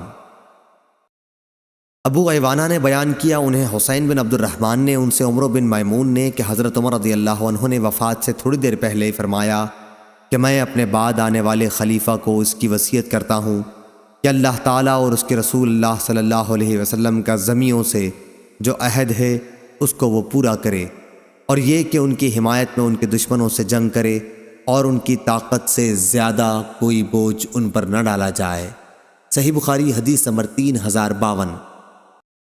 سفیان بن عینہ نے بیان کیا، ان سے سلیمان احول نے، ان سے سعید بن جبیر نے اور ان سے ابن عباس رضی اللہ عنہ نے بیان کیا کہ جمعرات کے دن، اور معلوم ہے جمعرات کا دن کیا ہے، پھر آپ اتنا روئے کہ کنکریاں تک بھیگ گئیں۔ آخر آپ نے کہا کہ رسول اللہ صلی اللہ علیہ وسلم کی بیماری میں شدت اسی جمعرات کے دن ہوئی تھی۔ تو آپ صلی اللہ علیہ وسلم نے صحابہ سے فرمایا کہ قلم دوات لاؤ تاکہ میں تمہارے لیے ایک ایسی کتاب لکھوا جاؤں کہ تم میرے بعد اس پر چلتے رہو تو کبھی گمراہ نہ ہو سکو۔ اس پر صحابہ میں اختلاف ہو گیا۔ حضور صلی اللہ علیہ وسلم نے فرمایا کہ نبی کے سامنے جھگڑنا مناسب نہیں ہے۔ صحابہ نے کہا کہ نبی کریم صلی اللہ علیہ وسلم بیماری کی شدت سے برا رہے ہیں۔ حضرت صلی اللہ علیہ وسلم نے فرمایا کہ اچھا، اب مجھے میری حالت پر چھوڑ دو، میں جس حال میں اس وقت ہوں وہ اس سے بہتر ہے جو تم کرانا چاہتے ہو۔ آخر آپ صلی اللہ علیہ وسلم نے اپنی وفات کے وقت 3 وصیتیں فرمائی تھیں۔ یہ کہ مشرکین کو جزیرہ عرب سے باہر کر دینا، دوسرے یہ کہ وفود سے ایسا ہی سلوک کرتے رہنا جیسے میں کرتا رہا، ان کی خاطرداری، ضیافت وغیرہ، اور تیسری ہدایت میں بھول گیا۔ اور یعقوب بن محمد نے بیان کیا کہ میں نے مغیرہ بن عبد الرحمن سے جزیرہ عرب کے بارے میں پوچھا تو انہوں نے فرمایا کہ مکہ، مدینہ، یمامہ اور یمن کا نام جزیرہ عرب ہے۔ اور یعقوب نے کہا کہ ارج سے تہامہ شروع ہوتا ہے۔ ارج مکہ اور مدینہ کے راستے میں ایک منزل کا نام ہے۔ صحیح بخاری حدیث نمبر 3053۔ لیث بن سعد نے بیان کیا، ان سے عقیل نے، ان سے ابن شہاب نے، ان سے سالم بن عبداللہ نے اور ان سے عبداللہ بن عمر رضی اللہ عنہ نے بیان کیا کہ عمر رضی اللہ عنہ نے دیکھا کہ بازار میں ایک ریشمی جوڑا فروخت ہو رہا ہے۔ پھر اسے وہ رسول اللہ صلی اللہ علیہ وسلم کی خدمت میں لائے اور عرض کیا، یا رسول اللہ، یہ جوڑا آپ خرید لیں اور عید اور وفود کی ملاقات پر اس سے اپنی زیبائش فرمایا کریں۔ حضرت صلی اللہ علیہ وسلم نے فرمایا، یہ ان لوگوں کا لباس ہے جن کا آخرت میں کوئی حصہ نہیں۔ یا آپ نے یہ جملہ فرمایا، اسے تو وہی لوگ پہن سکتے ہیں جن کا آخرت میں کوئی حصہ نہیں۔ پھر اللہ نے جتنے دنوں چاہا حضرت عمر رضی اللہ عنہ خاموش رہے۔ پھر جب ایک دن رسول اللہ صلی اللہ علیہ وسلم نے ان کے پاس ایک ریشمی جبہ بھیجا تو حضرت عمر رضی اللہ عنہ اسے لے کر خدمت نبوی میں حاضر ہوئے اور عرض کیا، یا رسول اللہ، آپ صلی اللہ علیہ وسلم نے تو یہ فرمایا تھا کہ ان کا لباس ہے جن کا آخرت میں کوئی حصہ نہیں۔ یا عمر نے آپ کی بات اس طرح دہرائی کہ اسے وہی لوگ پہن سکتے ہیں جن کا آخرت میں کوئی حصہ نہیں، اور پھر آپ صلی اللہ علیہ وسلم نے یہی میرے پاس ارسال فرما دیا۔ اس پر آپ نے فرمایا کہ میرے بھیجنے کا مقصد یہ تھا کہ تم اسے بیچ لو، یا فرمایا کہ اس سے اپنی کوئی ضرورت پوری کر سکو۔ صحیح بخاری حدیث نمبر 3054۔ معمر نے خبر دی، انہیں زہری نے، انہیں سالم بن عبداللہ نے اور انہیں عبداللہ بن عمر رضی اللہ عنہ نے خبر دی کہ نبی کریم صلی اللہ علیہ وسلم کے ساتھ صحابہ کی ایک جماعت، جن میں حضرت عمر رضی اللہ عنہ بھی شامل تھے، ابن سیاد یہودی لڑکا کے یہاں جا رہی تھی۔ آخر بنو مغالہ ایک انصاری قبیلے کے ٹیلوں کے پاس بچوں کے ساتھ کھیلتے ہوئے اسے ان لوگوں نے پا لیا۔ ابن سیاد بالغ ہونے کے قریب تھا، اسے رسول کریم صلی اللہ علیہ وسلم کی آمد کا پتہ نہیں ہوا۔ حضرت صلی اللہ علیہ وسلم نے اس کے قریب پہنچ کر اپنا ہاتھ اس کی پیٹھ پر مارا اور فرمایا، کیا تو اس کی گواہی دیتا ہے کہ میں اللہ کا رسول ہوں؟ ابن سیاد نے آپ کی طرف دیکھا اور پھر کہنے لگا، ہاں، میں گواہی دیتا ہوں کہ آپ ان پڑھوں کے نبی ہیں۔ اس کے بعد اس نے حضرت صلی اللہ علیہ وسلم سے پوچھا، کیا آپ گواہی دیتے ہیں کہ میں اللہ کا رسول ہوں؟ آپ نے اس کا جواب صرف اتنا دیا کہ میں اللہ اور اس کے سچے انبیاء پر ایمان لایا۔ پھر حضرت صلی اللہ علیہ وسلم نے دریافت فرمایا، تو کیا دیکھتا ہے؟ اس نے کہا کہ میرے پاس ایک خبر سچی آتی ہے اور دوسری جھوٹی بھی۔ حضرت صلی اللہ علیہ وسلم نے اس پر فرمایا کہ حقیقت حال تجھ پر مشتبہ ہو گئی ہے۔ حضرت صلی اللہ علیہ وسلم نے اس سے فرمایا، اچھا، میں نے تیرے لیے اپنے دل میں ایک بات سوچی ہے، بتا وہ کیا ہے؟ ابن سیاد بولا کہ دھواں۔ حضور اکرم صلی اللہ علیہ وسلم نے فرمایا، ذلیل ہو کمبخت، تو اپنی حیثیت سے آگے نہ بڑھ سکے گا۔ حضرت عمر رضی اللہ عنہ نے عرض کیا، یا رسول اللہ، مجھے اجازت ہو تو میں اس کی گردن مار دوں۔ لیکن حضرت صلی اللہ علیہ وسلم نے فرمایا، اگر یہ وہی دجال ہے تو تم اس پر قادر نہیں ہو سکتے، اور اگر دجال نہیں ہے تو اس کی جان لینے میں کوئی خیر نہیں۔ صحیح بخاری حدیث نمبر 3055۔ عبداللہ بن عمر رضی اللہ عنہ نے بیان کیا کہ ایک مرتبہ ابی ابن کعب رضی اللہ عنہ کو ساتھ لے کر حضرت صلی اللہ علیہ وسلم اس کھجور کے باغ میں تشریف لائے جس میں ابن سیاد موجود تھا۔ جب آپ صلی اللہ علیہ وسلم باغ میں داخل ہو گئے تو کھجور کے تنوں کی آڑ لیتے ہوئے آپ صلی اللہ علیہ وسلم آگے بڑھنے لگے۔ آپ چاہتے یہ تھے کہ اسے آپ کی موجودگی کا احساس نہ ہو سکے اور آپ اس کی باتیں سن لیں۔ ابن سیاد اس وقت اپنے بستر پر ایک چادر اوڑھے پڑا تھا اور کچھ گنگنا رہا تھا۔ اتنے میں اس کی ماں نے حضور صلی اللہ علیہ وسلم کو دیکھ لیا کہ آپ کھجور کے تنوں کی آڑ لے کر آگے آ رہے ہیں اور اسے آگاہ کر دیا کہ اے صاف، یہ اس کا نام تھا۔ ابن سیاد یہ سنتے ہی اچھل پڑا۔ حضرت صلی اللہ علیہ وسلم نے فرمایا اگر اس کی ماں نے اسے یوں ہی رہنے دیا ہوتا تو حقیقت کھل جاتی۔ صحیح بخاری حدیث نمبر 3056۔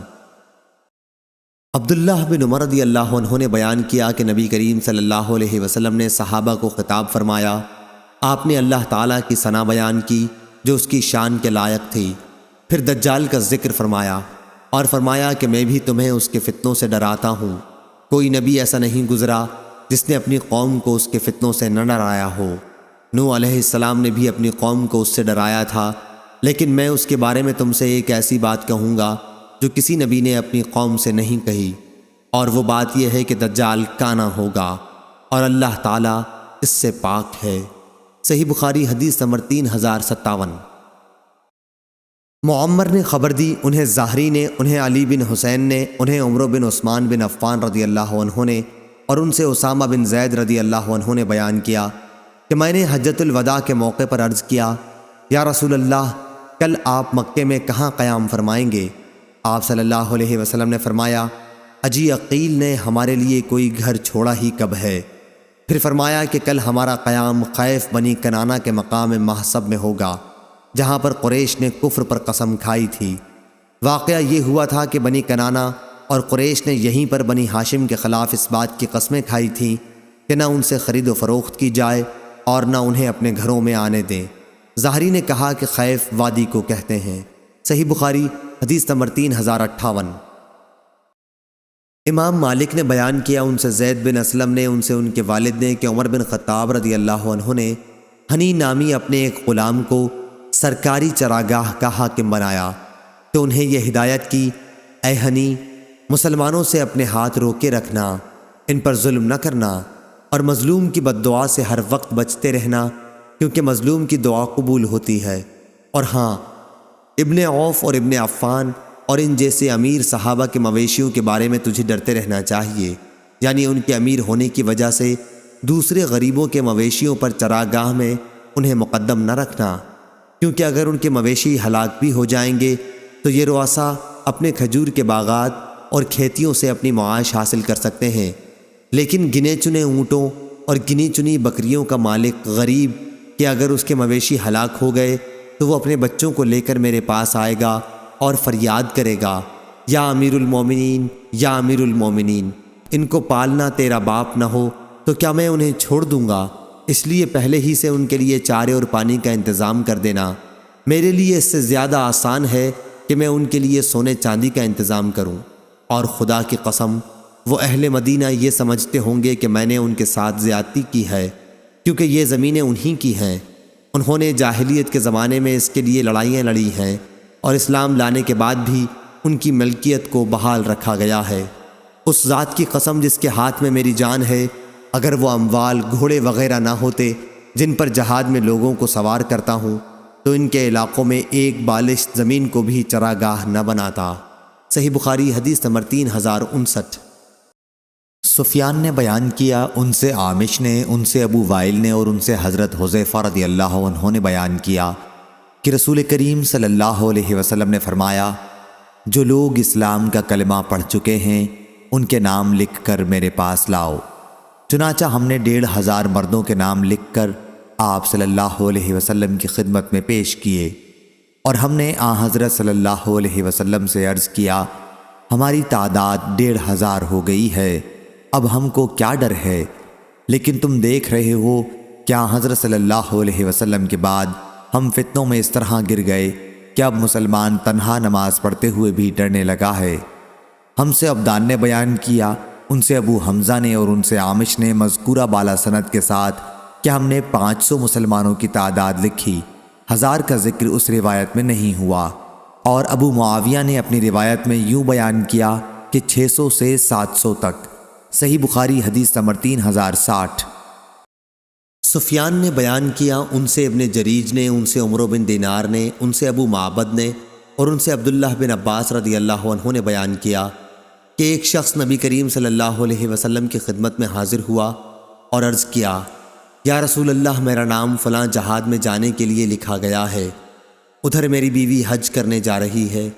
آپ صلی اللہ علیہ وسلم نے فرمایا کہ پھر جا اور اپنی بیوی کے ساتھ حج کرا۔ صحیح بخاری حدیث نمبر 3061۔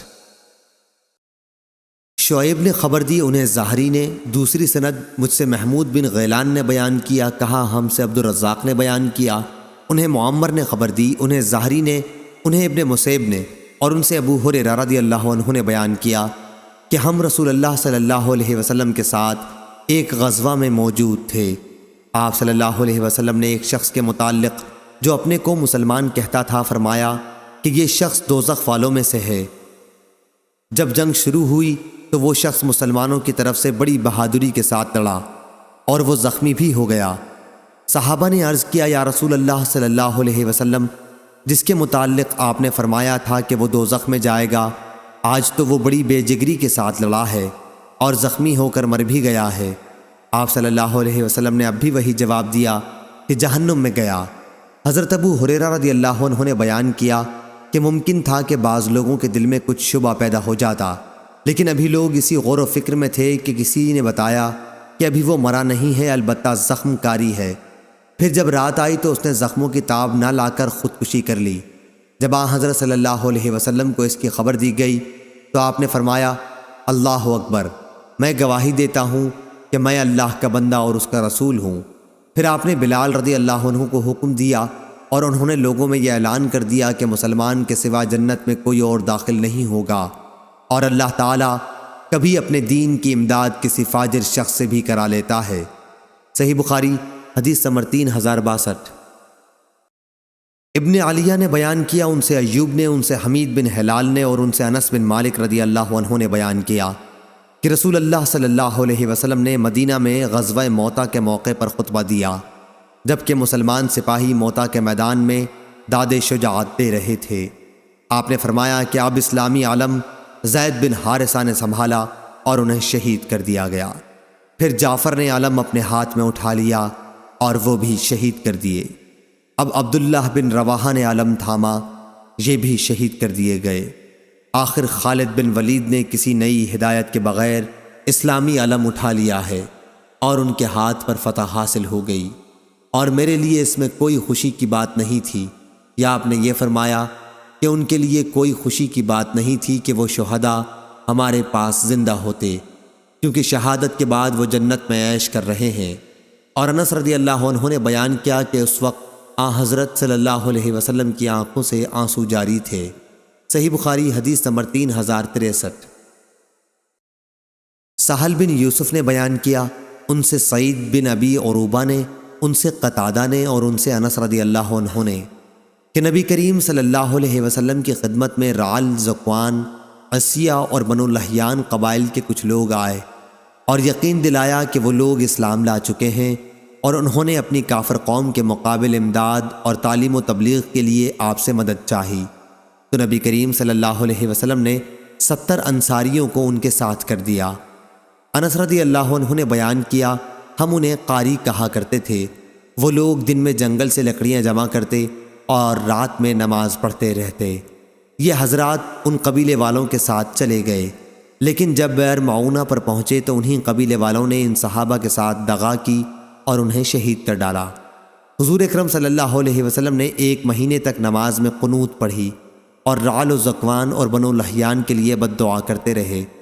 قتادہ نے کہا کہ ہم سے انس رضی اللہ عنہ نے کہا کہ ان شہداء کے بارے میں قرآن مجید میں ہم یہ آیت کیوں پڑھتے رہے؟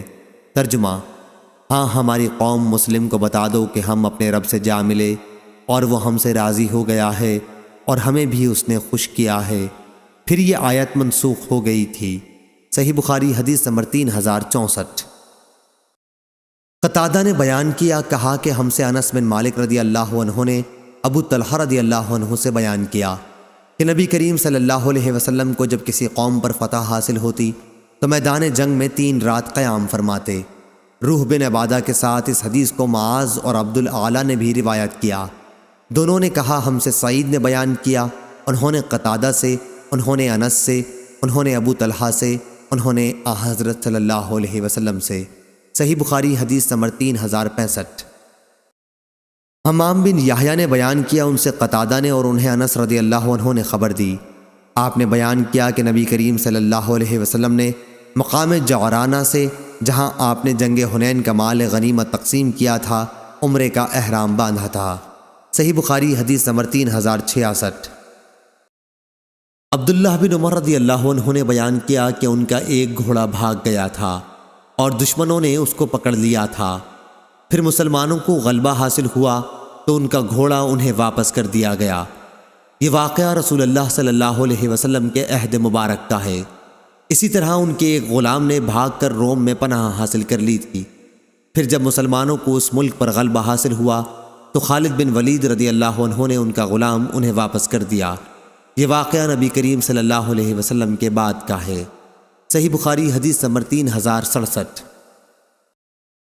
نافع نے خبر دی کہ ابن عمر رضی اللہ عنہ کا ایک غلام بھاگ کر روم کے کافروں میں مل گیا تھا۔ پھر خالد بن ولید رضی اللہ عنہ کی سرکردگی میں اسلامی لشکر نے اس پر فتح پائی اور خالد رضی اللہ عنہ نے وہ غلام ان کو واپس کر دیا۔ اور یہ کہ عبداللہ بن عمر رضی اللہ عنہ کا ایک گھوڑا بھاگ کر روم پہنچ گیا تھا۔ خالد بن ولید رضی اللہ عنہ کو جب روم پر فتح ہوئی تو انہوں نے یہ گھوڑا بھی عبداللہ کو واپس کر دیا تھا۔ صحیح بخاری حدیث نمبر 3068۔ عبداللہ بن عمر رضی اللہ عنہ نے بیان کیا کہ جس دن اسلامی لشکر کی مٹ بھیڑ رومیوں سے ہوئی تو وہ ایک گھوڑے پر سوار تھے۔ سالار فوج حضرت ابو بکر رضی اللہ عنہ کی طرف سے خالد بن ولید تھے۔ پھر گھوڑے کو دشمنوں نے پکڑ لیا، لیکن جب انہیں شکست ہوئی تو حضرت خالد بن ولید رضی اللہ عنہ نے گھوڑا عبداللہ رضی اللہ عنہ کو واپس کر دیا۔ معلوم ہوا کہ کسی مسلمان کا کوئی مال کسی دشمن حربی کافر کے حوالے پڑ جائے تو فتح اسلام کے بعد وہ مال اس کے اصلی مالک مسلمان ہی کو ملے گا، وہ اموال غنیمت میں داخل نہ کیا جائے گا۔ صحیح بخاری حدیث نمبر 3069۔ سعید بن مینا نے خبر دی، کہا کہ میں نے جابر بن عبداللہ رضی اللہ عنہ سے سنا، آپ نے بیان کیا کہ میں نے جنگ خندق میں حضرت صلی اللہ علیہ وسلم کو بھوکا پا کر چپکے سے عرض کیا، یا رسول اللہ، ہم نے ایک چھوٹا سا بکری کا بچہ ذبح کیا ہے اور 1 ساتھ جو کا آٹا پکوایا ہے، اس لیے آپ 2-4 آدمیوں کو ساتھ لے کر تشریف لائیں۔ لیکن حضرت صلی اللہ علیہ وسلم نے بآواز بلند فرمایا، اے خندق کھودنے والو، جابر نے دعوت کا کھانا تیار کر لیا ہے، آؤ چلو، جلدی چلو۔ صحیح بخاری حدیث نمبر 3070۔ ام خالد بنت خالد بن سعید رضی اللہ عنہ نے بیان کیا کہ میں رسول اللہ صلی اللہ علیہ وسلم کی خدمت میں اپنے والد کے ساتھ حاضر ہوئی۔ میں اس وقت ایک زرد رنگ کی قمیص پہنے ہوئی تھی۔ حضرت صلی اللہ علیہ وسلم نے اس پر فرمایا، سنا سنا۔ عبداللہ نے کہا کہ یہ لفظ حبشی زبان میں عمدہ کے معنی میں بولا جاتا ہے۔ انہوں نے بیان کیا کہ پھر میں مہر نبوت کے ساتھ جو آپ کی پشت پر تھی کھیلنے لگی تو میرے والد نے مجھے ڈانٹا، لیکن حضرت صلی اللہ علیہ وسلم نے فرمایا کہ اسے مت ڈانٹو۔ پھر آپ نے ام خالد کو درازی عمری کی دعا دی کہ اس قمیص کو خوب پہن اور پرانی کر، پھر پہن اور پرانی کر، اور پھر پہن اور پرانی کر۔ عبداللہ نے کہا کہ چنانچہ یہ قمیص اتنے دنوں تک باقی رہی کہ زبانوں پر اس کا چرچا آ گیا۔ صحیح بخاری حدیث نمبر 3071۔ شعبہ نے بیان کیا، ان سے محمد بن زیاد نے اور ان سے ابو ہریرہ رضی اللہ عنہ نے بیان کیا کہ حسن بن علی رضی اللہ عنہ نے صدقے کی کھجور میں سے جو بیت المال میں آئی تھی ایک کھجور اٹھا لی اور اپنے منہ کے قریب لے گئے، لیکن حضرت صلی اللہ علیہ وسلم نے انہیں فارسی زبان کا یہ لفظ کہہ کر روک دیا کہ کاخ کاخ، کیا تمہیں معلوم نہیں کہ ہم صدقہ نہیں کھایا کرتے ہیں؟ صحیح بخاری حدیث نمبر 3072۔ ابو ذرا نے بیان کیا، کہا کہ مجھ سے ابو ہریرہ رضی اللہ عنہ نے بیان کیا کہ نبی کریم صلی اللہ علیہ وسلم نے ہمیں خطاب فرمایا اور غلول خیانت کا ذکر فرمایا۔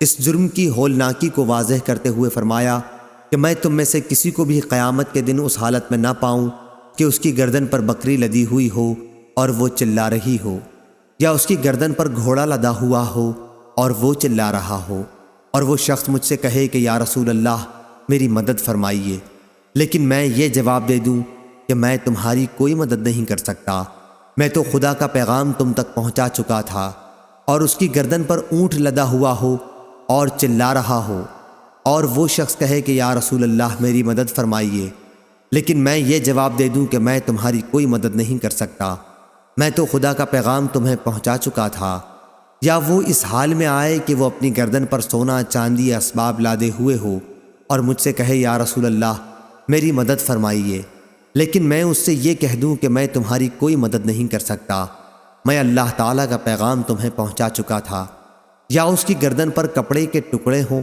اسے حرکت کر رہے ہوں اور وہ کہے کہ یا رسول اللہ میری مدد کیجیے، اور میں کہہ دوں کہ میں تمہاری کوئی مدد نہیں کر سکتا، میں تو خدا کا پیغام پہلے ہی پہنچا چکا تھا۔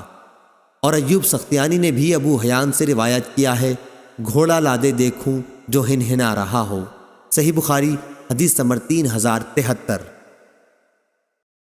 سفیان ثوری نے بیان کیا، ان سے عمروں نے، ان سے سالم بن ابی الجعد نے، ان سے عبداللہ بن عمر رضی اللہ عنہ نے بیان کیا کہ نبی کریم صلی اللہ علیہ وسلم کے سامان و اسباب پر ایک صاحب مقرر تھے جن کا نام کرکرہ تھا، ان کا انتقال ہو گیا۔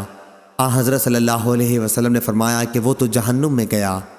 پھر صحابہ انہیں دیکھنے گئے تو ایک عبا جسے خیانت کر کے انہوں نے چھپا لیا تھا ان کے یہاں ملی۔ ابو عبداللہ امام بخاری نے کہا کہ محمد بن سلام نے ابن عینہ سے نقل کیا اور کہا یہ لفظ کرکرہ بفتح کاف ہے اور اسی طرح منقول ہے، صحیح بخاری حدیث نمبر 3074۔ رافع بن خدیج رضی اللہ عنہ نے بیان کیا کہ مقام ذوالحلیفہ میں ہم نے نبی کریم صلی اللہ علیہ وسلم کے ساتھ پڑاؤ کیا، لوگ بھوکے تھے، ادھر غنیمت میں ہمیں اونٹ اور بکریاں ملی تھیں۔ حضرت صلی اللہ علیہ وسلم لشکر کے پیچھے کے حصے میں تھے، لوگوں نے بھوک کے مارے جلدی کی ہانڈیاں چڑھا دیں، بعد میں نبی کریم صلی اللہ علیہ وسلم کے حکم سے ان ہانڈیوں کو اوندھا دیا گیا، پھر آپ نے غنیمت کی تقسیم شروع کی، 10 بکریوں کو ایک اونٹ کے برابر رکھا، اتفاق سے مال غنیمت کا ایک اونٹ بھاگ نکلا، لشکر میں گھوڑوں کی کمی تھی، لوگ اسے پکڑنے کے لیے دوڑے لیکن اونٹ نے سب کو تھکا دیا، آخر ایک صحابی خود رافع رضی اللہ عنہ نے اسے تیر مارا، اللہ تعالیٰ کے حکم سے اونٹ جہاں تھا وہیں رہ گیا۔ اس پر حضرت صلی اللہ علیہ وسلم نے فرمایا کہ ان پالتو جانوروں میں بھی جنگلی جانوروں کی طرح بعض دفعہ وحشت ہو جاتی ہے، اس لیے اگر ان میں سے کوئی قابو میں نہ آئے تو اس کے ساتھ ایسا ہی کرو۔ ابایا کہتے ہیں کہ میرے دادا رافع رضی اللہ عنہ نے خدمت نبوی میں عرض کیا، کہا کہ ہمیں امید ہے یا یہ کہا کہ خوف ہے کہ کل کہیں ہماری دشمن سے مٹ بھیڑ نہ ہو جائے، ادھر ہمارے پاس چھری نہیں ہے تو کیا ہم بانس کی کھپچیوں سے ذبح کر سکتے ہیں؟ آپ صلی اللہ علیہ وسلم نے فرمایا کہ جو چیز خون بہا دے اور ذبح کرتے وقت اس پر اللہ تعالیٰ کا نام بھی لیا گیا ہو تو اس کا گوشت کھانا حلال ہے، البتہ وہ چیز جس سے ذبح کیا گیا ہو دانت اور ناخن نہ ہونا چاہیے۔ تمہارے سامنے میں اس کی وجہ بھی بیان کرتا ہوں، دانت تو اس لیے نہیں کہ وہ ہڈی ہے اور ناخن اس لیے نہیں کہ وہ حبشیوں کی چھری ہے، صحیح بخاری حدیث نمبر 3075۔ قیس بن حازم نے بیان کیا، انہوں نے کہا کہ مجھ سے جریر بن عبداللہ رضی اللہ عنہ نے بیان کیا کہ مجھ سے رسول کریم صلی اللہ علیہ وسلم نے فرمایا، ذی الخلصہ یمن کے کعبے کو تباہ کر کے مجھے کیوں خوشی نہیں کرتے؟ یہ ذی الخلصہ یمن کے قبیلہ خشم کا بت کدا تھا، کعبے کے مقابل بنایا تھا، جسے کعبۃ الیمانیہ کہتے تھے۔ چنانچہ میں اپنے قبیلہ احمس کے 150 سواروں کو لے کر تیار ہو گیا، یہ سب اچھے شہ سوار تھے۔ پھر میں نے حضرت صلی اللہ علیہ وسلم سے عرض کیا کہ میں گھوڑے پر اچھی طرح سے جم نہیں پاتا، تو آپ نے میرے سینے پر دست مبارک مارا اور میں نے آپ کی انگلیوں کا نشان اپنے سینے پر دیکھا۔ آپ صلی اللہ علیہ وسلم نے پھر یہ دعا دی، اے اللہ اسے گھوڑے پر جما دے اور اسے صحیح راستہ دکھانے والا بنا دے اور خود اسے بھی راہ پایا ہوا کر دے۔ پھر جریر مہم پر روانہ ہوئے اور ذی الخلصہ کو توڑ کر جلا دیا۔ اس کے بعد نبی کریم صلی اللہ علیہ وسلم کی خدمت میں خوشخبری بھجوائی۔ جریر رضی اللہ عنہ کے قاصد حسین بن ربیعہ نے خدمت نبوی میں حاضر ہو کر عرض کیا، یا رسول اللہ صلی اللہ علیہ وسلم، اس ذات پاک کی قسم جس نے آپ کو سچا پیغمبر بنا کر مبعوث فرمایا، میں اس وقت تک آپ کی خدمت میں حاضر نہیں ہوا جب تک وہ بت کدا جل کر ایسا سیاہ نہیں ہو گیا جیسا خارش والا بیمار اونٹ سیاہ ہوا کرتا ہے۔ یہ سن کر حضرت صلی اللہ علیہ وسلم نے قبیلہ احمس کے سواروں اور ان کے پیدل جوانوں کے لیے 5 مرتبہ برکت کی دعا فرمائی۔ مسند نے اس حدیث میں یوں کہا، ذی الخلصہ خشم قبیلے میں ایک گھر تھا۔ صحیح بخاری حدیث نمبر 3076۔ شیبان نے بیان کیا، ان سے منصور نے، ان سے مجاہد نے، ان سے طاؤس نے اور ان سے عبداللہ بن عباس رضی اللہ عنہ نے بیان کیا کہ نبی کریم صلی اللہ علیہ وسلم نے فتح مکہ کے دن فرمایا، اب ہجرت مکے سے مدینے کے لیے باقی نہیں رہی، البتہ حسن نیت اور جہاد باقی ہے، اس لیے جب تمہیں جہاد کے لیے بلایا جائے تو فوراً نکل جاؤ۔ صحیح بخاری حدیث نمبر 3077۔ ابن جریج بیان کرتے تھے کہ ہم نے عطا سے سنا تھا، وہ بیان کرتے تھے کہ میں عبید بن عمیر کے ساتھ حضرت عائشہ رضی اللہ عنہا کی خدمت میں حاضر ہوا۔ اس وقت آپ سبیر پہاڑ کے قریب قیام فرما تھیں۔ آپ نے ہم سے فرمایا کہ جب اللہ تعالیٰ نے اپنے نبی صلی اللہ علیہ وسلم کو مکے پر فتح دی تھی، اس وقت سے ہجرت کا سلسلہ ختم ہو گیا تھا۔ سبیر مشہور پہاڑ ہے۔ صحیح بخاری حدیث نمبر 3080۔ حسین نے خبر دی، انہیں سعد بن عبیدہ نے اور انہیں ابی عبد الرحمن نے، اور وہ عثمانی تھے۔ انہوں نے ابن عطیہ سے کہا جو علوی تھے کہ میں اچھی طرح جانتا ہوں کہ تمہارے صاحب حضرت علی رضی اللہ عنہ کو کس چیز سے خون بہانے پر جرت ہوئی۔ میں نے خود ان سے سنا، وہ بیان کرتے تھے کہ مجھے اور زبیر بن عوام کو نبی کریم صلی اللہ علیہ وسلم نے بھیجا اور ہدایت فرمائی کہ روضہ خاخ پر جب تم پہنچو تو تمہیں ایک عورت سارہ نامی ملے گی جسے حاطب بن بلتعا رضی اللہ عنہ نے ایک خط دے کر بھیجا ہے، تم وہ خط اس سے لے کر آؤ۔ چنانچہ جب ہم اس باغ تک پہنچے، ہم نے اس عورت سے کہا خط لا۔ اس نے کہا کہ حاطب رضی اللہ عنہ نے مجھے کوئی خط نہیں دیا۔ ہم نے اس سے کہا کہ خط خود بخود نکال کر دے دے، ورنہ تلاشی کے لیے تمہارے کپڑے اتار لیے جائیں گے۔ تب کہیں اس نے خط اپنے نیفے میں سے نکال کر دیا۔ جب ہم نے وہ خط رسول کریم صلی اللہ علیہ وسلم کی خدمت میں پیش کیا تو آپ نے حاطب رضی اللہ عنہ کو بلا بھیجا۔ انہوں نے حاضر ہو کر عرض کیا، حضور میرے بارے میں جلدی نہ فرمائیں، اللہ کی قسم میں نے نہ کفر کیا ہے اور نہ میں اسلام سے ہٹا ہوں، صرف اپنے خاندان کی محبت نے اس پر مجبور کیا تھا۔ آپ صلی اللہ علیہ وسلم کے اصحاب مہاجرین میں کوئی شخص ایسا نہیں جس کے رشتہ دار وغیرہ مکے میں نہ ہوں، جن کے ذریعے اللہ تعالیٰ ان کے خاندان والوں اور ان کی جائیداد کی حمایت نہ کراتا ہو، لیکن میرا وہاں کوئی بھی آدمی نہیں، اس لیے میں نے چاہا کہ ان مکے والوں پر ایک احسان کر دوں۔ نبی کریم صلی اللہ علیہ وسلم نے بھی ان کی بات کی تصدیق فرمائی۔ حضرت عمر رضی اللہ عنہ فرمانے لگے کہ مجھے اس کا سر اتارنے دیجیے، یہ تو منافق ہو گیا ہے۔ لیکن حضرت صلی اللہ علیہ وسلم نے فرمایا، تمہیں کیا معلوم، اللہ تعالیٰ اہل بدر کے حالات سے خوب واقف تھا اور وہ خود اہل بدر کے بارے میں فرما چکا ہے کہ جو چاہو کرو۔ ابو عبد الرحمن نے کہا، حضرت علی رضی اللہ عنہ کو اسی ارشاد نے کہ تم جو چاہو کرو خون ریزی پر دلیر بنا دیا ہے۔ صحیح بخاری حدیث نمبر 3081۔ حمید بن الاسود نے بیان کیا، ان سے حبیب بن شہید نے اور ان سے ابن ابی ملیکہ نے کہ عبداللہ بن زبیر رضی اللہ عنہ نے عبداللہ بن جعفر رضی اللہ عنہ سے کہا، تمہیں وہ قصہ یاد ہے جب میں اور تم اور عبداللہ بن عباس رضی اللہ عنہ تینوں آگے جا کر رسول اللہ صلی اللہ علیہ وسلم سے ملے تھے؟ آپ صلی اللہ علیہ وسلم جہاد سے واپس آ رہے تھے۔ عبداللہ بن جعفر نے کہا، ہاں یاد ہے، اور حضرت صلی اللہ علیہ وسلم نے مجھ کو اور ابن عباس رضی اللہ عنہ کو اپنے ساتھ سوار کر لیا اور تمہیں چھوڑ دیا تھا۔ صحیح بخاری حدیث نمبر 3082۔ سفیان بن عینہ نے بیان کیا، ان سے زہری نے بیان کیا کہ سائب بن یزید رضی اللہ عنہ نے کہا، جب رسول کریم صلی اللہ علیہ وسلم غزوہ تبوک سے واپس تشریف لا رہے تھے تو ہم سب بچے سنیت الوداع تک آپ کا استقبال کرنے گئے تھے۔ صحیح بخاری حدیث نمبر 3083۔ زہری نے بیان کیا کہ سائب بن یزید رضی اللہ عنہ نے کہا، جب رسول کریم صلی اللہ علیہ وسلم غزوہ تبوک سے واپس تشریف لا رہے تھے تو ہم سب بچے سنیت الوداع تک آپ کا استقبال کرنے گئے تھے۔ جویریہ نے بیان کیا، ان سے نافع نے اور ان سے عبداللہ بن عمر رضی اللہ عنہ نے، کہ جب رسول اللہ صلی اللہ علیہ وسلم جہاد سے واپس ہوتے تو 3 بار اللہ اکبر کہتے اور دعا پڑھتے، انشاءاللہ ہم اللہ کی طرف لوٹنے والے ہیں، ہم توبہ کرنے والے ہیں، اپنے رب کی عبادت کرنے والے ہیں، اس کی تعریف کرنے والے اور اس کے لیے سجدہ کرنے والے ہیں۔ اللہ نے اپنا وعدہ سچا کر دکھایا، اپنے بندے کی مدد کی اور کافروں کے لیے لشکر کو اسی اکیلے نے شکست دے دی۔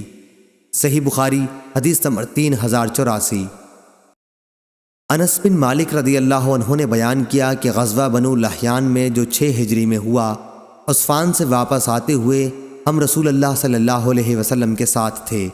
آپ اپنی اونٹنی پر سوار تھے اور آپ نے سواری پر پیچھے ام المومنین حضرت صفیہ بنت حی رضی اللہ عنہا کو بٹھا لیا تھا۔ اتفاق سے آپ کی اونٹنی پھسل گئی اور آپ دونوں گر گئے۔ یہ حال دیکھ کر ابو طلحہ بھی فوراً اپنی سواری سے کود پڑے اور کہا، یا رسول اللہ، اللہ مجھے آپ پر قربان کرے، کوئی چوٹ تو نہیں لگی؟ حضرت صلی اللہ علیہ وسلم نے فرمایا، پہلے عورت کی خبر لو۔ ابو طلحہ رضی اللہ عنہ نے ایک کپڑا اپنے چہرے پر ڈال لیا، پھر حضرت صفیہ رضی اللہ عنہا کے قریب آئے اور وہی کپڑا ان کے اوپر ڈال دیا۔ اس کے بعد دونوں حضرات کی سواری درست کی۔ جب آپ سوار ہو گئے تو ہم حضرت صلی اللہ علیہ وسلم کے چاروں طرف جمع ہو گئے۔ پھر جب مدینہ دکھائی دینے لگا تو حضرت صلی اللہ علیہ وسلم نے یہ دعا پڑھی، ہم اللہ کی طرف واپس ہونے والے ہیں، توبہ کرنے والے، اپنے رب کی عبادت کرنے والے اور اس کی حمد پڑھنے والے ہیں۔ حضرت صلی اللہ علیہ وسلم یہ دعا برابر پڑھتے رہے جہاں تک کہ مدینہ میں داخل ہو گئے۔ صحیح بخاری حدیث نمبر 3085۔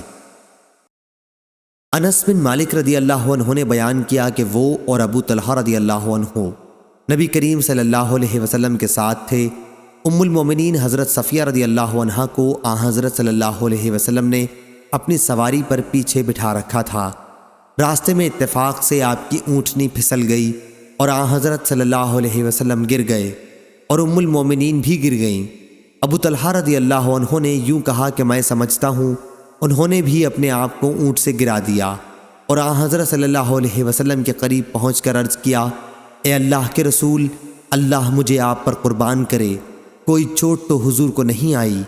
آپ نے فرمایا کہ نہیں، لیکن تم عورت کی خبر لو۔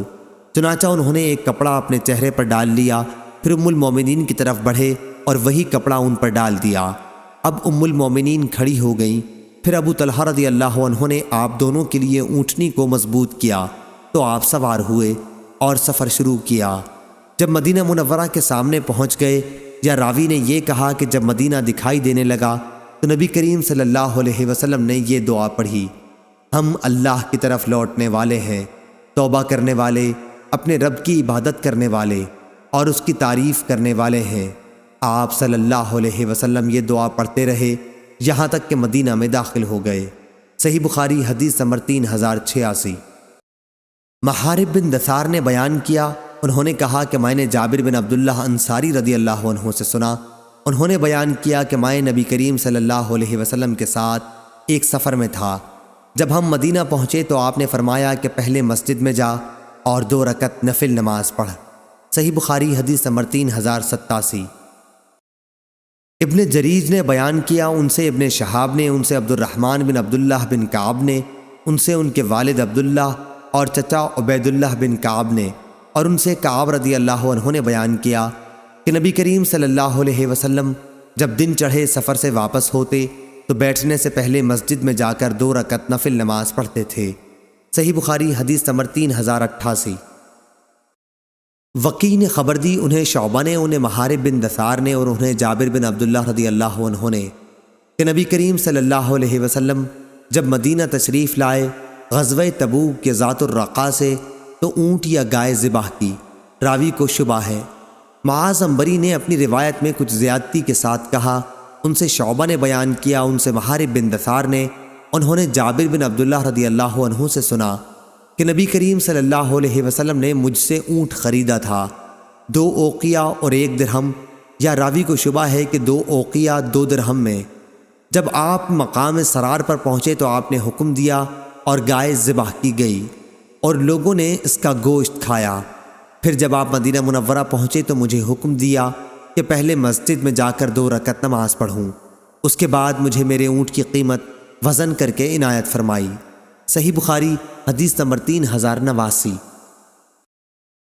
شعبہ نے بیان کیا، ان سے محارب بن دثار نے اور ان سے جابر بن عبداللہ رضی اللہ عنہ نے بیان کیا کہ میں سفر سے واپس مدینہ پہنچا تو آن حضرت صلی اللہ علیہ وسلم نے مجھے حکم دیا کہ مسجد میں جا کر 2 رکعت نفل نماز پڑھوں۔ سرار مدینہ منورہ سے 3 میل کے فاصلے پر مشرق میں ایک جگہ کا نام ہے۔